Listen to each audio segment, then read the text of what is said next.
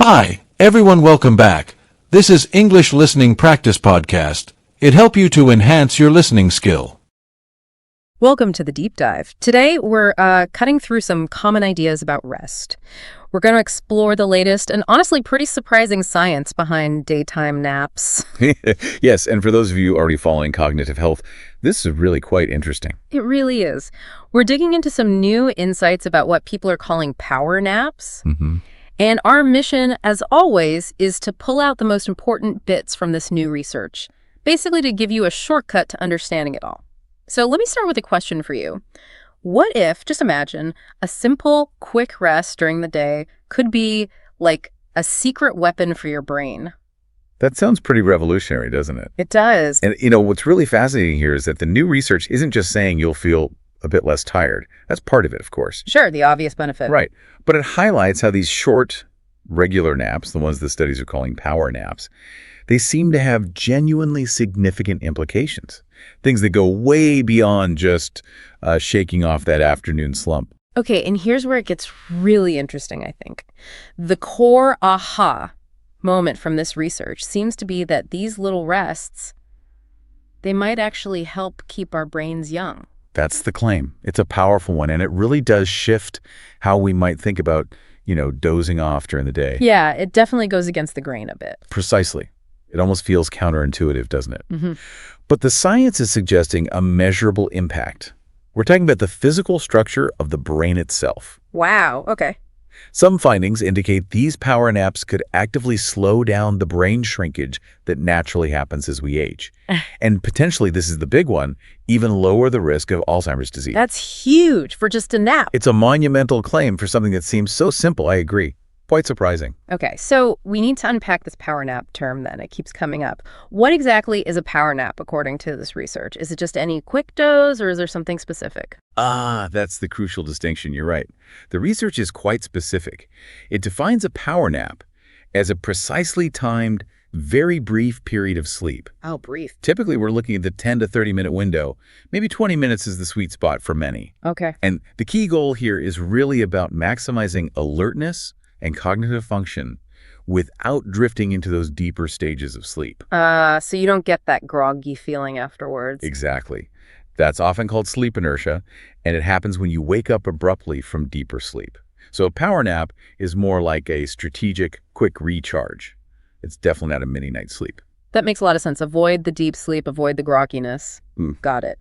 But I mean, how does such a short rest, maybe just 15 or 20 minutes, actually deliver these, profound benefits like slowing brain shrinkage or reducing Alzheimer's risk? What's happening in the brain? Yeah, that's where it gets truly remarkable. So during these brief power naps, even though you're not hitting, say, full REM sleep or deep slow wave sleep, your brain is still surprisingly active in some really beneficial ways.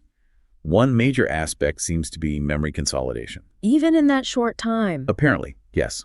Even a short nap can help the brain process and sort of solidify information you learned earlier, which can improve your recall and learning capacity later on. Okay, that's useful in itself. Definitely. But beyond that, the research points towards the brain's lymphatic system. Lymphatic. Okay, what's that? Think of it, like your brain's waste disposal system. It cleans things out.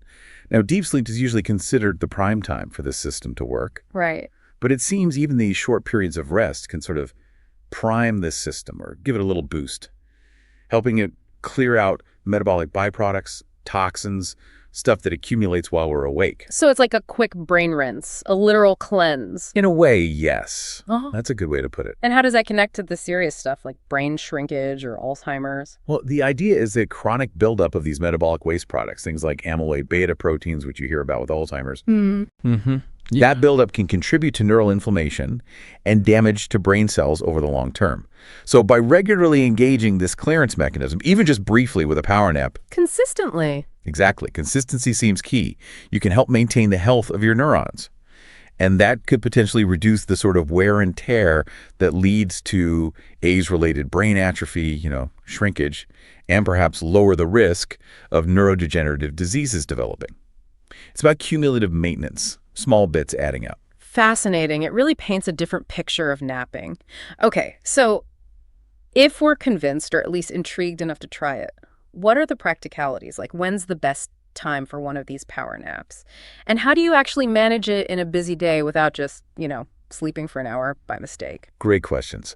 So the optimal time for most people tends to be in the early afternoon, maybe somewhere around 6 to 8 hours after you've woken up. Okay. This timing usually lines up pretty well with our natural dip in alertness, part of our circadian rhythm. That mid-afternoon slump. Exactly that. As for making it happen, well, consistency helps train your body. Finding a quiet, darkish place is ideal, if possible. But even just leaning back at your desk with some headphones might work. And the timing is critical. Yes. Set an alarm. Definitely set an alarm for no more than 30 minutes. Maybe even aim for 20 minutes to be safe, to make sure you don't slide into that deeper sleep. Right. Oh, and some people actually swear by something called a coffee nap. A coffee nap, how does that work? You drink a cup of coffee quickly right before you lie down for your 20-minute nap. The caffeine takes about that long to kick in. So you wake up from the nap just as the caffeine hits? Precisely. So you get the boost from the nap itself, plus the caffeine kicks in right on cue. A sort of double whammy against sleepiness. Huh. Interesting technique. Okay, so it's really clear these aren't just like lazy moments. They're quite strategic, potentially very powerful.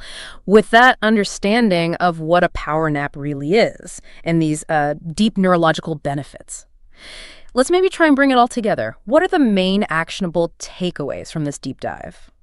All right, so wrapping things up for this deep dive, it seems incredibly clear that these short, well-timed naps, they really aren't just a luxury, are they? I don't know. They look like a powerful and, importantly, an accessible tool for your brain health.